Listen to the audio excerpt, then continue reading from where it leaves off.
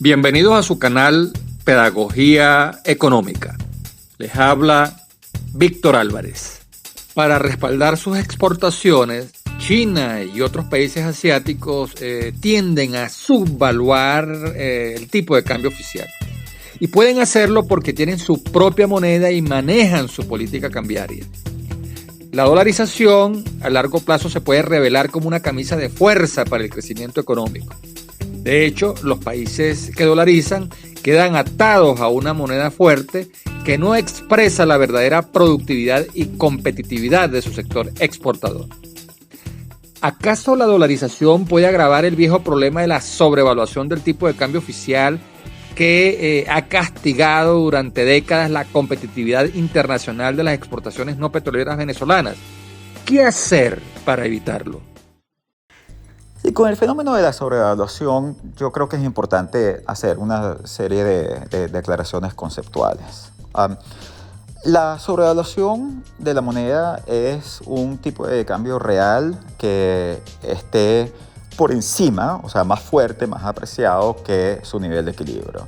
La subvaluación es uno que esté por debajo, o sea, más depreciado que su nivel de equilibrio. El tipo de cambio real de equilibrio es un precio, como cualquier otro precio. Eso lo que quiere decir es que el mercado cambiario tiende al equilibrio en el mediano y en el largo plazo. Es posible tener desviaciones de ese equilibrio en el corto y en el mediano plazo, pero esas desviaciones se tienden a corregir.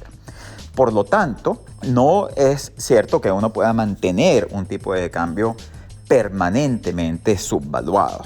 Yo creo que aquí hay un fenómeno muy distinto. Tampoco es cierto que Venezuela ha tenido un tipo de cambio permanentemente sobrevaluado.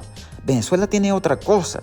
Venezuela ha tenido un tipo de cambio real apreciado, fuerte, de equilibrio, reflejo de su abundancia en recursos naturales y reflejo del problema de enfermedad holandesa. El problema de enfermedad holandesa lleva a que se te aprecie el tipo de cambio real y eso quiere decir que te haces menos competitivo en la producción de otros bienes. Es importante recordar que los modelos de enfermedad holandesa, los modelos clásicos de enfermedad holandesa, como el modelo de Corden de 1984, son modelos en los que no hay dinero. La enfermedad holandesa no es un fenómeno monetario, es un fenómeno real.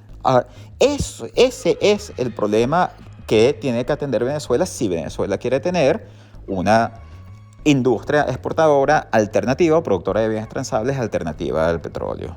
Ese problema no se resuelve tratando de tener un precio de la moneda distinto al precio de equilibrio. Ese problema se resuelve atendiendo los problemas reales de la competitividad, invirtiendo en los bienes públicos necesarios para que el sector productor de bienes transables sea competitivo, generando el entorno de protección de los derechos de propiedad.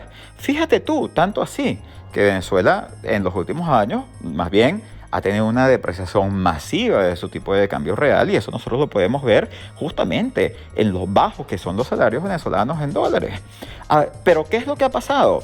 En Venezuela, aún con esa depreciación masiva, no se ha generado un proceso de surgimiento de una industria exportadora o ni siquiera productora de bienes transables alternativos. ¿Por qué no? Bueno, por muchas cosas, entre ellas fundamentalmente por el hecho de que en Venezuela hay un sistema de controles de la economía y de inseguridad de derechos de propiedad que hace imposible para estas empresas surgir, producir, generar ganancias como deberían hacerlo en base al tipo de cambio que se ha depreciado tanto como producto del shock externo adverso que hemos tenido. Tan fuertes son esos impedimentos que Venezuela ha terminado exportando gente. O sea, Venezuela es muy competitiva, los trabajadores venezolanos son muy competitivos, lamentablemente competitivos por su bajo salario, pero eso no quita que efectivamente exista una ventaja de costos ahí, pero esa ventaja de costos no se puede utilizar en la economía para producir por todas las distorsiones que hay en la economía y entonces ese trabajo se exporta a lugares donde le pagan más y ahí genera remesas de las cuales la economía venezolana ha comenzado a nutrirse en los tiempos recientes. Entonces, nosotros lo que tenemos que hacer como país para atender este problema es generar las instituciones que sean capaces de aprovechar esa capacidad productiva de estos trabajadores que en este momento se están yendo del país y que se siguen yendo del país, y canalizarla hacia la producción de bienes transables alternativos al petróleo. Pero ese es un proceso que no tiene que ver con el manejo del tipo de cambio. Y no creo que es un proceso, y no es un fenómeno monetario, y no es un proceso que se resuelve tratando de tener precios distintos de los precios de equilibrio. Más bien, nuestro problema ha sido ese. Gran parte del problema productivo venezolano viene justamente del intento por parte del Estado de mantener precios distintos de los precios de equilibrio.